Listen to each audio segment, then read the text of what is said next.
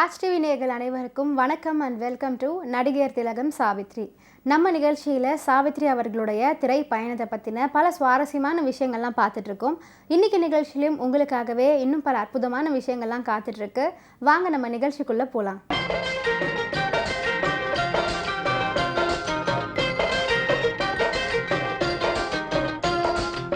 மகா நடிகை சாவித்ரி அவர்களுடைய இறுதிக்கட்ட காலங்களில் அவங்களுக்கு ரொம்ப கஷ்டமான நாட்கள் தான் இருந்துச்சு.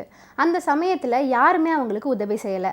முக்தா ஸ்ரீனிவாசன் சாவித்ரி அவர்களுடைய இறுதி காலம் பற்றி பல இடங்களில் பதிவு பண்ணியிருக்காரு. அவர் என்ன சொன்னார் அப்படின்னு பார்த்தீங்கன்னா, புகுந்த வீட்டை தொடர்ந்து சாவித்ரி நடித்தது பெத்த மனம் பித்து. எஸ்பி முத்துராமனின் இரண்டாவது படைப்பு தான் இந்த திரைப்படம்.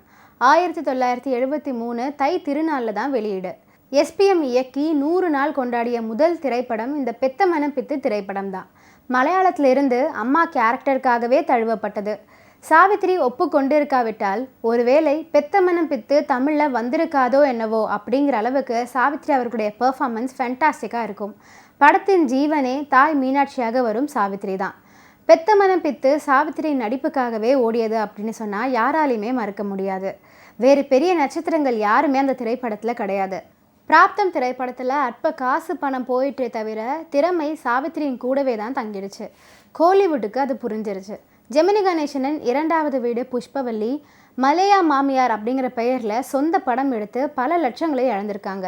நஷ்டத்தை சரிக்கட்ட தன் மகள் பானுரேகாவை மிக கடுமையான முயற்சிகளுக்கு பிறகு 1971 ஹிந்தியில் நட்சத்திரமாக்குனாரு. சாவித்ரியும் தன் மகள் விஜயை திரையில் அறிமுகப்படுத்துவாங்க அப்படின்னு நிறையா பேர் எதிர்பார்த்துட்டு இருந்தாங்க. தன்னுடைய மகள் விஜயை பற்றி அவங்க சொல்லும்போது, விஜய் வாங்கி வரும் மார்க்குகளை பார்த்தால் படிப்பிலும் அவளுடைய அப்பா மாதிரி தான். ஒரு சமயம் டாக்டராக போகிறேன் அப்படின்னு சொல்லுவா, மறு சமயம் வக்கீலாக போகிறேன் அப்படின்னு சொல்லுவா. சீதாவில் நான் வக்கீலாகவும் சிரஞ்சீவியில் டாக்டராகவும் வேஷம் போடும்போது அவள் நிஜமாகவே அப்படி வந்தால் அதைவிட எனக்கு வேறு சந்தோஷம் என்ன இருக்க முடியும் அப்படின்னு சாவித்ரி அவர்கள் ஒரு இன்டர்வியூவில் பதிவு பண்ணியிருக்காங்க. மகா நடிகை சாவித்ரி அவர்களை அவங்க கூட இருந்தவங்களே எப்படியெல்லாம் அவங்கள ஏமாத்திருக்காங்க அப்படிங்கிறத ஆரூர் தாஸ் ஒரு பத்திரிகையில் சொல்லியிருக்காரு. வருமான வரி பாக்கி, அத்துடன் படம் எடுத்தது சம்பந்தமாக ஏற்பட்ட கடனுக்காக வட்டி செலுத்த தவறியது போன்ற காரணத்துக்காக சாவித்ரி பிரச்சனையில் சிக்கிட்டாங்க. அதனால் சாவித்ரி பார்த்து ஆசையாக கட்டிய அபிபுல்லா சாலை பங்களா ஜப்தி செய்யப்பட போவதாக அவர் வீட்டுக்கு எதிரிலேயே தெருவில் தண்டோரா போடப்பட்டது.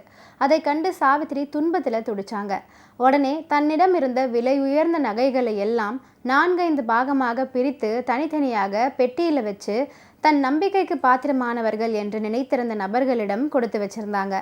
அவர்களில் குறிப்பிடத்தக்கவர்கள் சென்னை அண்ணா நகரில் இருந்த அன்றைய பிரபல தெலுங்கு நடிகர், அவருடைய மனைவி மற்றும் ஹைதராபாத்தில் இருந்த சாவித்ரியின் இரத்த உறவு கொண்ட பெண்ணும் அவருடைய கணவரும் ஆவார்கள்.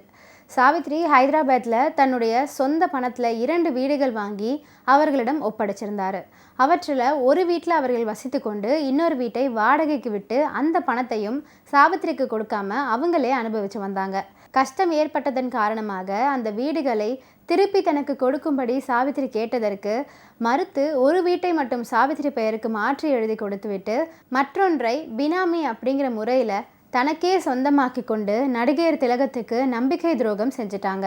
அந்த தெலுங்கு நடிகரும் அவரது மனைவியும் சாவித்ரி தியாகராய நகர் வீட்டை விட்டுவிட்டு அண்ணா நகருக்கு வந்துவிட்டால் அவரை தாங்களே கவனித்து கொள்வதாக சொல்ல சாவித்ரியும் அதுக்கு ஒப்புக்கொண்டிருக்காங்க.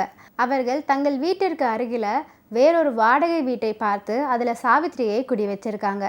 மகுடம் சூடாத மகாராணியாக தன் சொந்த மாளிகையில் வாழ்ந்த மகிழ்ந்த அந்த மாடப்புறா இப்பொழுது ஒரு சிறிய வாடகை வீட்டில் அல்ல, ஒரு கூட்டில் அடைக்கப்பட்டதாக சாவித்ரி அவர்கள் உணர்ந்தாங்க.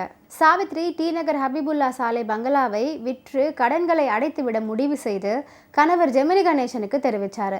ஜெமினி வேறு எந்த ஒரு வழியும் இல்லாத நிலையில் விலை பேசி வீட்டை விற்க ஏற்பாடு செஞ்சு கொடுத்துருக்காரு. சாவித்ரியின் அந்த கனவு மாளிகையை கடனுக்காக கைவிட்டு போனது. இன்னைக்கு நடிகர் திலகம் சாவித்ரி நிகழ்ச்சியில் பல சுவாரஸ்யமான தகவல்லாம் நான் சொன்னேன்.